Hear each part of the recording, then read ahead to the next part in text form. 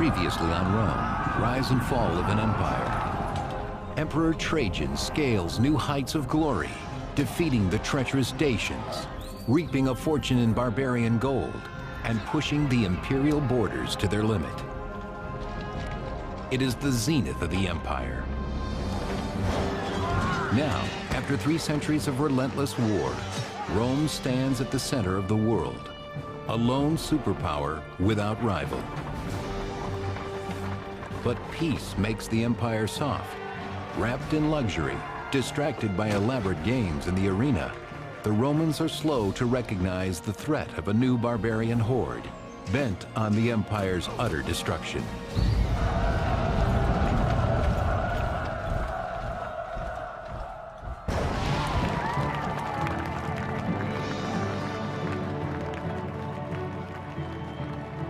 In the 200 years following Julius Caesar's death, the empire blossoms. Peace and prosperity usher in Rome's golden and silver ages. But it may be too much of a good thing. The peace had, of course, allowed Rome to concentrate their economic energies inward, away from military affairs. And it's this that may have produced the sort of general air of prosperity and flourishing of arts. It may also, however, have had various pernicious side effects. The people, as they became used to not fighting, found themselves subsequently reluctant to fight. They may have left themselves somewhat less prepared than they otherwise would have been. But barbarians along the frontier, ever restless, continue to probe and raid, seeking weak spots on the empire's immense borders. By 160 AD, the border stretches across 3 continents, and 400,000 soldiers protect the 50 million people lucky enough to live inside. Back in Rome, the young heirs to the imperial throne live a comfortable life in their father's palace. Their names are Marcus Aurelius and Lucius Verus. Plucked from separate aristocratic families while still boys, both are adopted by Emperor Antoninus Pius, who has no sons of his own. The princes could not be more different, according to 3rd century historian Cassius Dio. Marcus was often frail of health and devoted the greater part of his time to letters. Verus, on the other hand, was a vigorous man of younger years. A free spirit, Verus's rowdy exploits frequently shock Rome. In contrast, intellectual Marcus Aurelius takes his position seriously. Marcus Aurelius had been groomed for rule longer than just about anyone else in the history of the empire. Between his 2 sons, Emperor Antoninus has a clear favorite, the scholarly Marcus. To him, he gives his prized possession, his daughter Faustina, making Marcus the senior heir.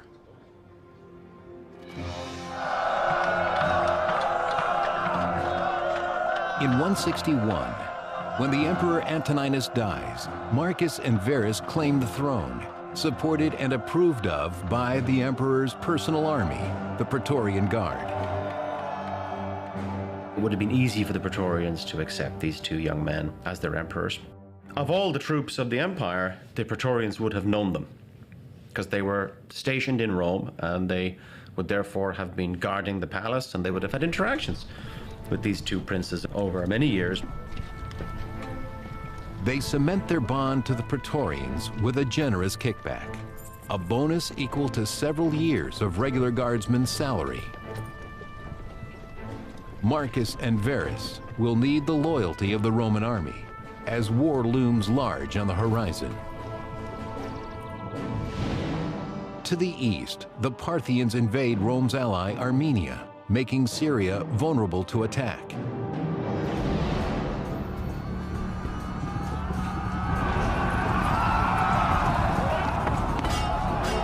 Classical historian Cassius Dio. The Parthian general hemmed in the Romans on all sides. striking them down and destroying the whole force, leaders and all. The fighting is savage, and Roman forces cannot hold against the Parthian assault.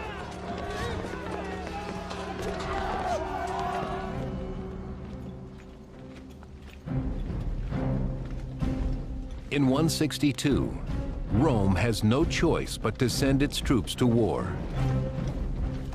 For the first time in 2 generations, an emperor leads the way, Lucius Verus.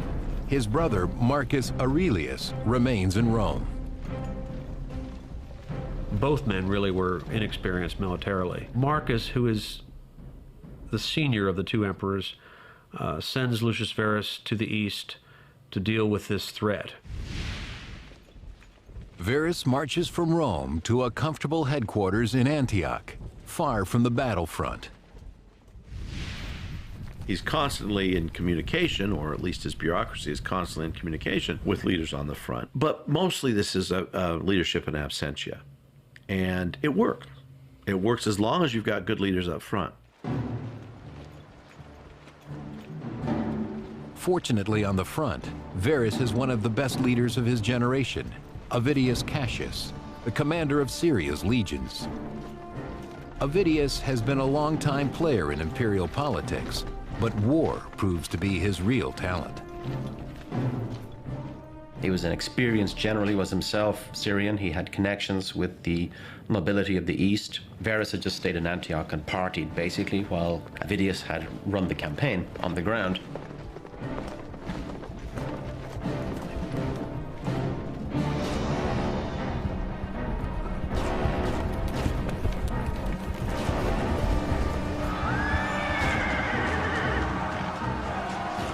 Avidius masterminds a string of victories that take the Romans into the Parthian heartland, face to face with their enemy.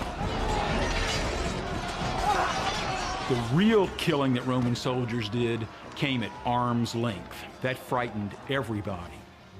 To keep fighting at arm's length when your enemy is there with a sword or an axe, and you can't tell what's going on behind you or to the side of you because you're wearing a helmet. You can hardly hear and you can only see straight ahead. It required courage and dedication and overcoming your fear to an overwhelmingly amazing degree. Over the next 3 years, Avidius and his troops make a brutal sweep across Parthia.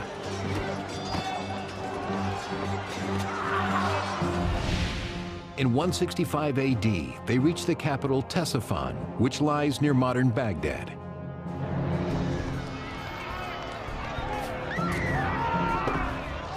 The Romans cruelly ravaged the ancient city. Classical historian Cassius Dio. When the Parthian king was deserted by his allies, Avidius pursued him into Ctesiphon and razed his palace to the ground. The looting gets out of hand. While plundering the temples of the local gods, the soldiers steal sacred vessels and other treasures. It's an abomination to violate temples. Divine punishment for the crime comes swift and furious. The soldiers contract a deadly disease from their Parthian victims, possibly bubonic plague. The Romans leave Ctesiphon swollen on success and unwittingly carrying contagion. Having conquered Parthia and secured the Eastern Empire, Avidius and Emperor Verus returned to Italy.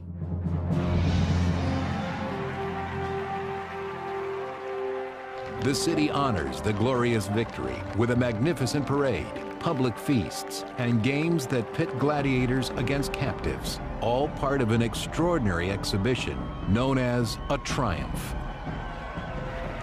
Hundreds of thousands of people would be coming out to watch. They'd be waving flags, throwing things, and cheering as the army went by. And then behind that would be just a massive display of captured loot, captives, heaps of arms that had been captured. So it was really an enormous public occasion. Months in the making at the cost of a small fortune, the triumph is a once-in-a-lifetime experience. Verus celebrates with his new bride Lucilla, the daughter of his brother and co-emperor Marcus. When Marcus Aurelius and Lucius Verus celebrated this triumph in the 160s, the whole generation had been born and had reached middle age and had never seen a triumph. So it was a huge event. It would have been a major event. But Emperor Marcus is unable to enjoy the festivities.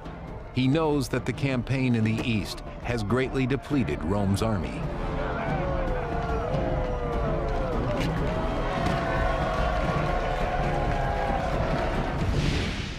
And even as Rome parties, savage barbarians prepare to attack the reduced defenses on the empire's northern frontier.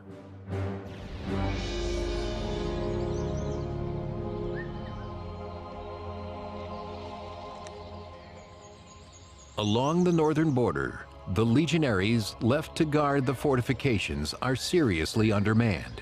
Too few troops have returned from the war in the east.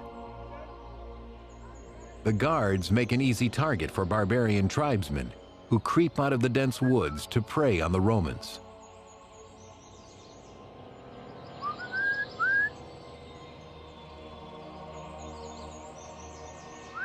The fighting abilities of the Germans in the 2nd century had grown proportionally, astronomically, compared to the initial encounter between Germans and Romans that went all the way back into the 2nd century BC. These were tribes that could field very large armies for a start, so they were really formidable. Already by the 2nd century, they were very formidable.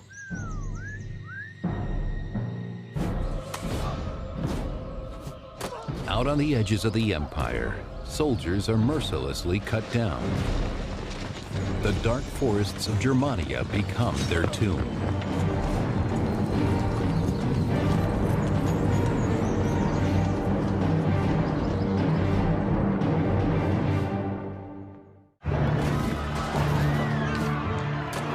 While the brothers Marcus and Verus share the title of emperor, their general, Avidius Cassius, successfully conquers the great Parthian Empire, but at a terrible price.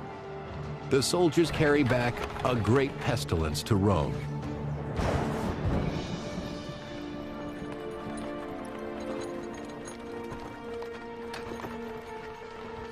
The Parthian War of Marcus's adopted brother, Lucius Verus, seems to have been responsible for bringing back some form of plague into the Mediterranean basin, which led to simply untold devastation of the population of the empire. Some very, very large percentage of the Roman world died off in the reign of Marcus Aurelius. Estimates vary from 10 to 25%. And it will have been very, very much worse in major population centers because the people were piled one on top of each other.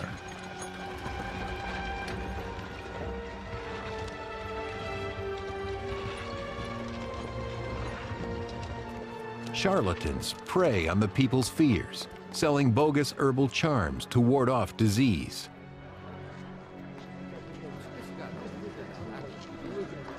They say the plague is the gods' revenge for raiding Parthian temples. Emperor Marcus must atone for their sin with a sacrifice. The only rational response for a Roman emperor in the face of a giant natural disaster like a plague was to try to restore our peace with the gods by increasing sacrifices, by increasing public manifestations of devotion to the gods. Because in a case of a natural disaster, the emperor had the responsibility of preserving the people by winning back the goodwill of the gods.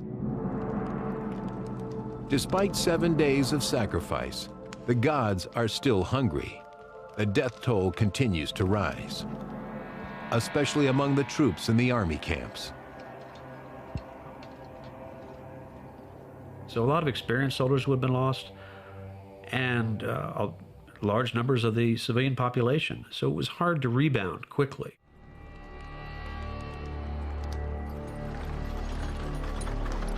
Wounded and sick, the empire is weak. Its enemies swoop in for the kill. In 167, 6,000 German barbarians crossed the Danube River and burst into the Roman province of Pannonia. They ravaged the unprotected provincials at will, plundering villages and taking hundreds of hostages. Some barbarians even claimed land. We don't know whether they're just raiding or whether they want to migrate. A lot of the tribes see the advantages of Roman civilization and would like to have a piece of the action. So raids become frequent, and it's hard for Marcus to mobilize the troops to keep them out. For several agonizing days, the barbarians attack the defenseless Pannonia. The Roman legions are too far away, strung out along the vast frontier. When the legionaries arrive at last, the ferocity of the Germans nearly overwhelms them. I suspect that a lot of them would have had imitation style or even captured Roman equipment. So I think a German army of the time of Marcus Aurelius would have presented quite a formidable facade. Just as the first wave falters, more Roman troops arrive from other points along the border. Their well-timed cavalry assault, coupled with fresh infantry, forces the barbarians to retreat.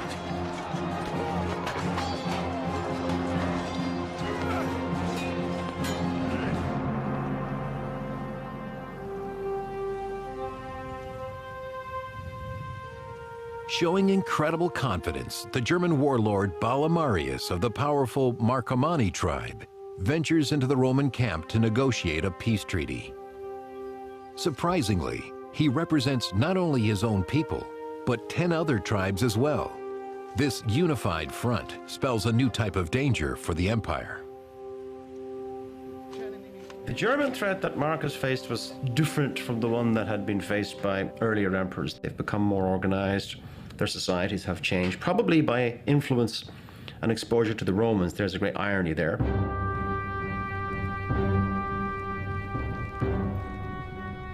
Alarmed by the growing barbarian menace, Emperor Marcus heads for Pannonia.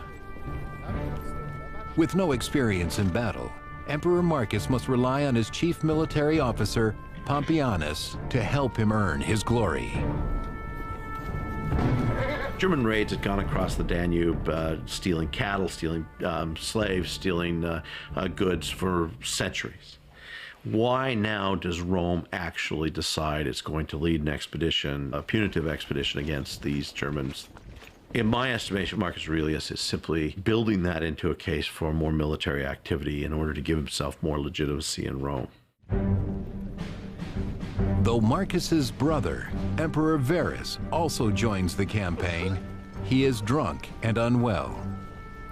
Before they can even reach the border, Verus succumbs to plague, forcing the entire expedition to turn back. Marcus has no choice but to return to Rome with his brother's body, abandoning the northern border to the ever-growing barbarian threat.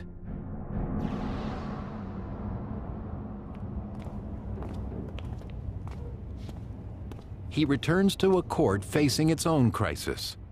The empire's many wars have exhausted the royal treasury. There is nothing left to fund a new expedition against the Germans. Most officials probably were wealthy enough that a missed payday wouldn't matter much. But a soldier who was basically living hand to mouth and supplementing that living by gathering booty from conquest, those things begin to matter. Unable to pay his soldiers, Marcus resorts to extreme measures according to the Augustan history. Marcus held a public sale of his own imperial furnishings. He sold goblets of gold and crystal, and even his wife's silken gold embroidered robes. It's sort of as if the royal family in England ran out of money and had to put had to put the crown jewels on eBay or something to raise money.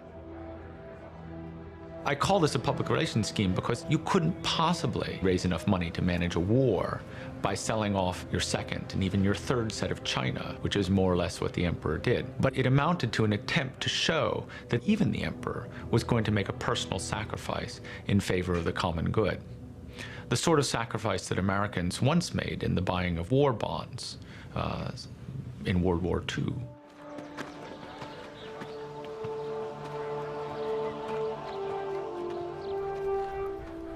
Marcus's recruiters hope the money will help lure new soldiers for the German war, but the call to arms gets few takers. The Roman Empire was suffering a huge drain in manpower and economic power, and this may well have made people reluctant to sign up and left families terribly, terribly reluctant to send off healthy young males to war. Resurgent attacks of plague also stretched the empire's resources to the limit.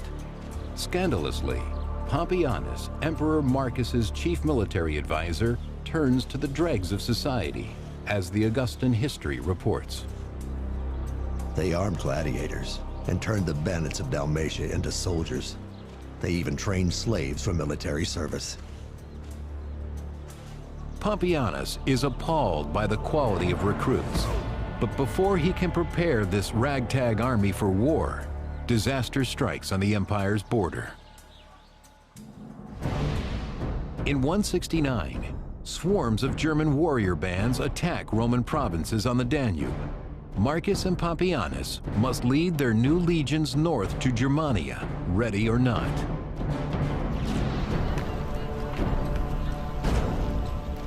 Fighting on the barbarians' home turf, the inexperienced Roman army is clearly outmatched. When Germans were able to draw the Romans across the Danube and fight in forested terrain, where the Roman soldiers were not able to develop their military lines, not able to use their auxiliaries effectively, the Germans had the advantage, and they often won. In the spring of 170, the greatest of the German tribes, the Marcomanni and the Quadi, square off against the Romans and crush them.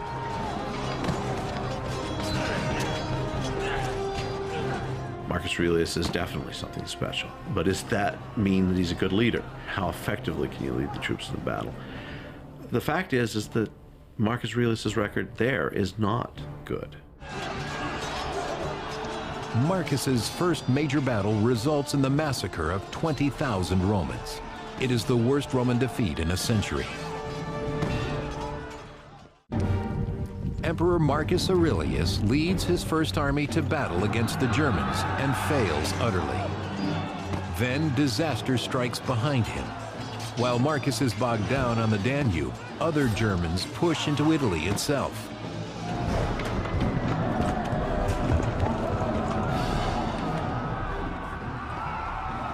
In 170 AD, they pounce upon the rich port town of Aquileia, near modern-day Venice, and ravage it at will. It is the first time in 3 centuries that barbarians raid the Italian heartland.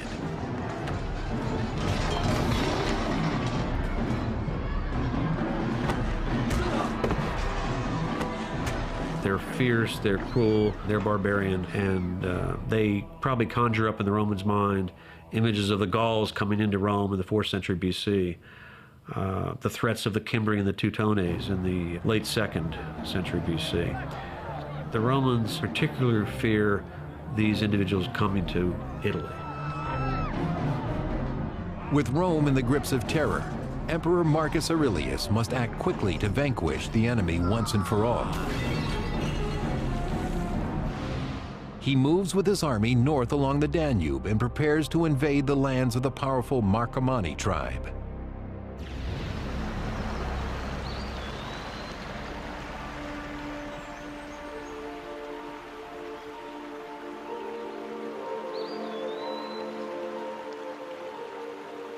The cold green forests of the north are alien to the Roman emperor. Alone and far from the only home he has ever known, Marcus adjusts poorly to the rugged life of an army officer. His health declines.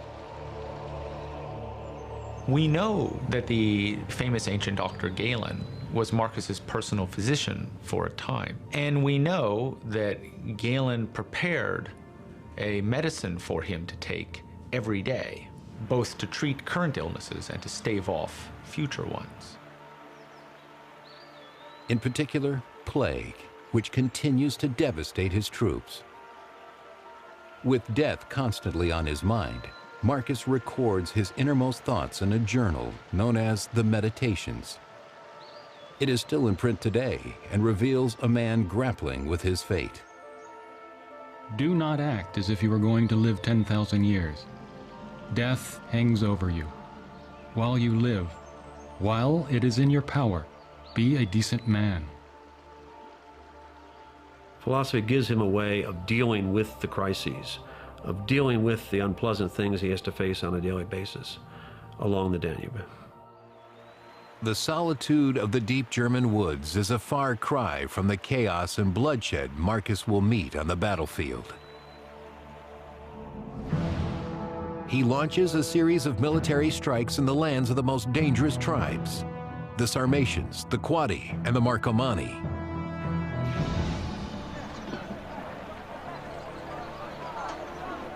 The barbarians have defeated Marcus before and remain confident as they set up camp along the river. But Marcus is learning from his enemy. He abandons the established Roman line formation in favor of smaller, more mobile units called vexellations. These give his army greater flexibility as they maneuver through the trees. It was a new war. It was a different war. And it was a war that was far different from some of these veterans who had just fought the Parthians in very straight lines and using conventional tactics in the Middle East. This was a war where ambushes were going to be the norm. When the barbarians least suspect it, the Romans swoop in.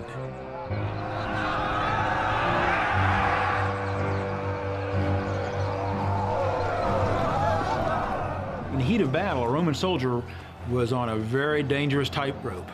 He had to balance this incredible adrenaline rush that would lead him to attack.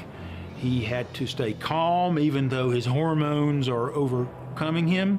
He had to set aside the natural panic that affects anybody when you're going to be only 2 feet away in a killing zone that's just as dangerous to you as to your enemy.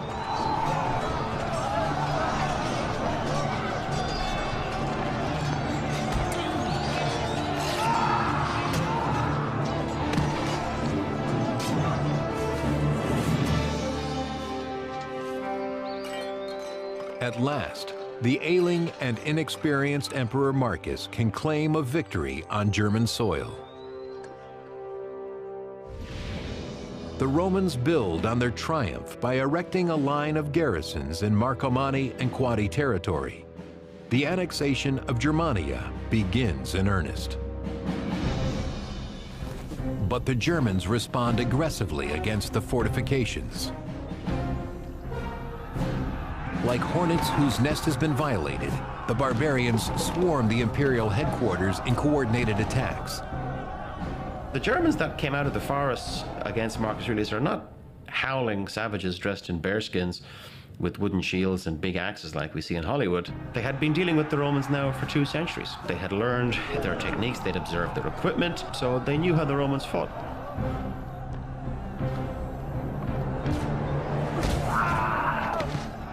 If they breach the fortress, the Romans know they will destroy everyone inside. Inside the fortress, Marcus Aurelius moves among his men, restoring their spirits and exposing himself to danger. He may well have felt, out of some sense of personal responsibility, of which we would entirely approve, that if he was going to send men to their death in war, that he ought in fact to be present, to take an interest, to manage those campaigns. As the situation becomes most critical, Marcus turns to his pagan gods, sacrificing and asking for their help against the German hordes. They answer him with a miracle, according to the 4th century Augustan history. Standing his ground, he prayed to the gods and summoned a thunderbolt from heaven against the enemy. The barbarians, of course, would have seen a thunderbolt as a very negative thing. It seemed that the gods were favoring the Romans in this case, and that's not a good thing. So presumably, they would have to deal with that. At the very gates of the fortress, the terrified barbarians break and run. the Romans are delivered. Thrilled, the Romans hail Marcus by a new title, Germanicus, the conqueror of the Germans. Through perseverance, discipline, and some say miracles, Emperor Marcus Aurelius takes the upper hand in his brutal conquest of Germania.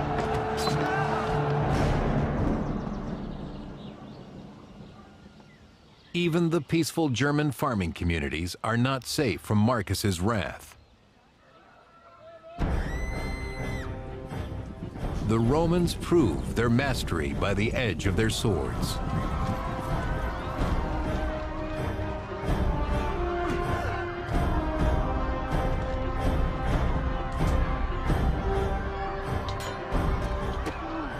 A lot of these wars against the Germans were genocidal kinds of wars. The Romans attacking villages, wiping everyone out, carrying women and children off into slavery.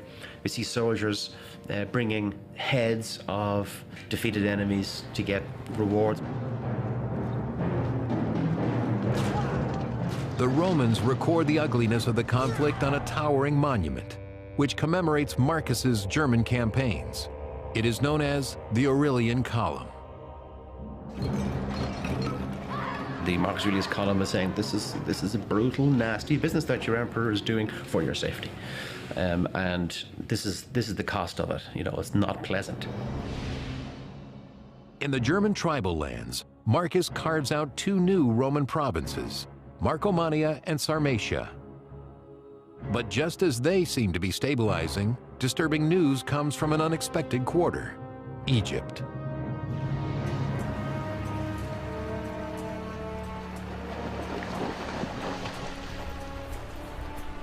Egypt was one of the most important territories in the Roman Empire because it was so rich. There were sort of fears that somebody who controlled Egypt might threaten the entire empire. These fears prove well-founded when Egyptian rebels lead a bloody revolt against their Roman leaders. The terror in the desert only increases.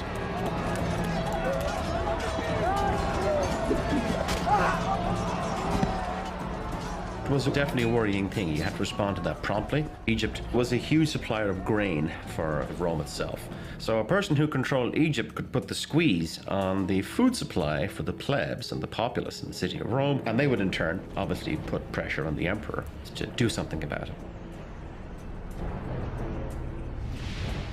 In 174, Marcus sends to Syria, where he has 3 legions stationed. He directs them to Alexandria, Egypt. At the head of the avenging army rides one of Marcus's oldest and most trusted friends, Avidius Cassius. Marcus Aurelius designated a famous and successful general under his command, Avidius Cassius, to have an overarching command in the eastern half of the empire. Superordinate to provincial governors.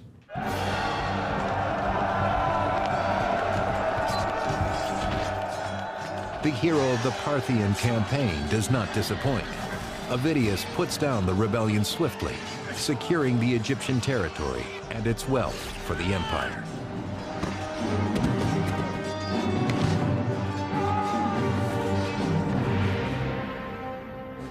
But along the empire's northern border in Germania, the enemy is much more elusive.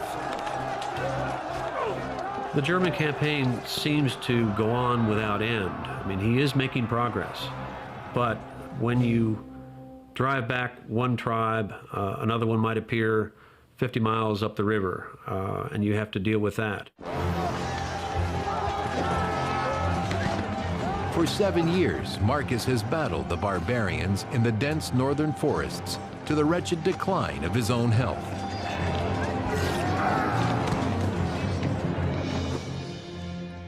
In 175, he falls ill on the German frontier. Whether it is plague or ulcers, his death seems imminent. His nurse and wife, the Empress Faustina, has stood by him for 20 years. Now she worries about her own future. If you're an empress or a princess, it's very clear what happens if the male that you're attached to dies or falls from grace or is usurped. Then your life expectancy can be reckoned in minutes, along with that of your children. You want to be sure that your husband is doing well and is healthy and is supported. And if he's not, then you need to be thinking about contingencies. Grief overwhelms Faustina. Who will protect her if he dies? She offers her hand and the empire to another noble, Avidius Cassius, the popular commander of the armies in Egypt. Eager to gain the glory he knows he deserves, Avidius leaps at the chance to become emperor. The Augustan history. While Marcus still breathed, Avidius Cassius spread false rumors of his death. Indeed, he told his army that the Senate had already decreed Marcus a god. Then, he declared himself emperor. Avidius may also have felt that it was for the benefit of the people. I mean, Marcus Aurelius is considered to be a good emperor, but he was not a strong emperor in many ways. Not necessarily so good in the military arena.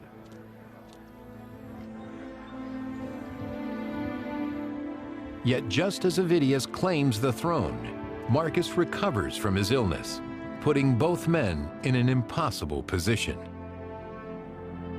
What do? You can't say, listen, I'm sorry about that claim on the throne business. It was a bit of a mistake, rush of blood to the head. Can we move on? Once you'd staked your claim, you had declared your intention to be emperor. You'd always be suspected from that point on. This was threatening to Marcus Aurelius for a number of reasons. Avidius Cassius was a major military commander in charge of a significant number of troops. And now he intends to take those troops to Rome itself and assert his claim. 175 AD, embroiled in his German campaign, Emperor Marcus Aurelius is betrayed by a close friend, Avidius Cassius. Shockingly, Avidius is encouraged by Marcus's own wife to claim the throne.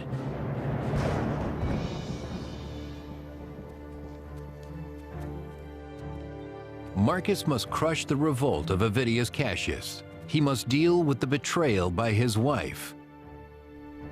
But knowing he may die in the struggle to come, he proclaims his own son, Commodus, as his heir. Commodus was not then old enough to be a significant power broker in his own right. Marcus Aurelius does not ever seem to have considered anyone other than his son to succeed him. Having been spoiled in the indulgences of his royal youth, the boy is yet to prove his character or worth as a soldier, but he is Marcus's only son. The choice will not be a good one for Rome. Why did he appoint Commodus? Well, because Commodus was his natural son, and this was the normal way for Roman aristocratic families to think. It had always been the case that Roman upper-class senators and aristocrats had promoted themselves over many generations. With his son's position secured, Marcus turns now to the wife who betrayed him to Avidius Cassius. Astonishingly, he forgives her. Marcus did not punish Faustina afterwards. He was a very intelligent man and understood, perhaps, after a heart-to-heart with her, what her motives were. He didn't in any way put her aside or divorce her or in any way dishonor her. As his troops prepare to march against the armies of Avidius Cassius, a messenger approaches, sent by Avidius's soldiers. They have ousted the usurper, hoping to avoid the true emperor's revenge. They know the price of treason.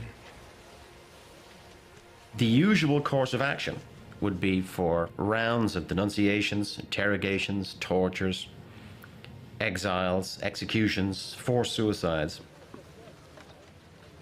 The messenger bears a grisly gift, the head of Avidius Cassius, once his great friend.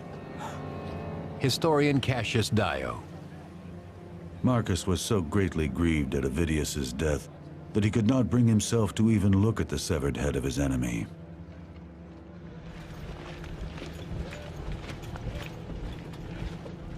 The rebellion is finished, and Marcus can turn again to the great project of his life, conquering the German barbarians once and for all.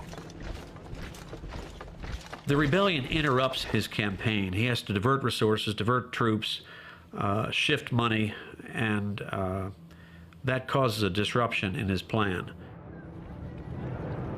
The barbarians take advantage of such distractions. In 178, Marcus sends in troops to face down a violent band of rebels on the Danube River. Their savagery has only increased. It was so overwhelming to face these barbarians, taller, louder, smelling, looking different, that sometimes you'd have to drink before you went into battle to calm your nerves. Marcus must subdue this enemy, or his years of hard work on the frontier will come to nothing.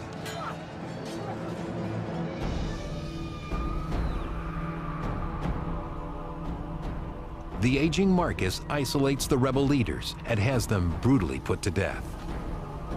He believes that just one more season of campaigning will bring the conflict to an end. The German wars of Marcus Aurelius would turn out to be extraordinarily long and protracted. But it was not clear that it was obvious to Marcus or to anyone else that they would be so from the start. Now almost 60, Marcus hopes that his son and heir, Commodus, will carry on his battle against the Germans, a struggle that has taken the best years of his life. Marcus Aurelius had trained Commodus, took him with him on his campaigns, but he was just too young. I don't think Marcus Aurelius fully realized what kind of emperor Commodus would have become. But in his role as co-emperor, the boy has become lazy, with no interest in hard-won victories, as unlike Marcus as a man could be. Still, he is by his father's side when Emperor Marcus Aurelius succumbs at last, probably to the same ruinous plague that claimed his brother.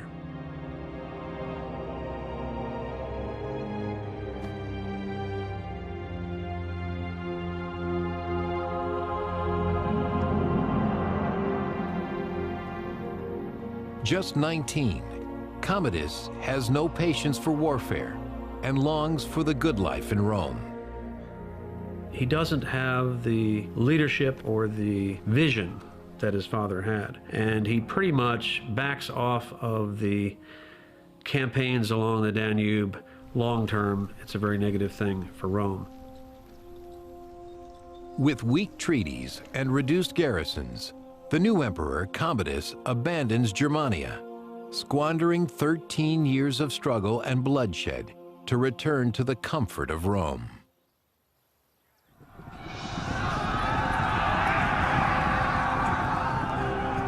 Without the vigilance of Emperor Marcus Aurelius, the great Roman Empire fights a losing battle against the barbarian swarm.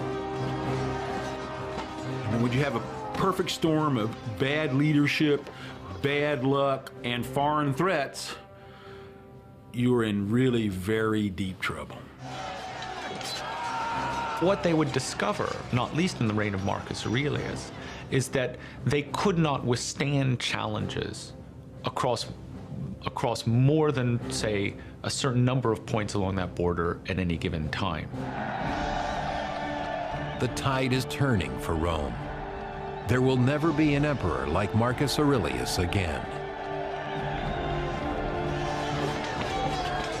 According to Dio, it is the beginning of the end. Our history now descends from a kingdom of gold and silver to one of iron and rust. Next on Rome, rise and fall of an empire.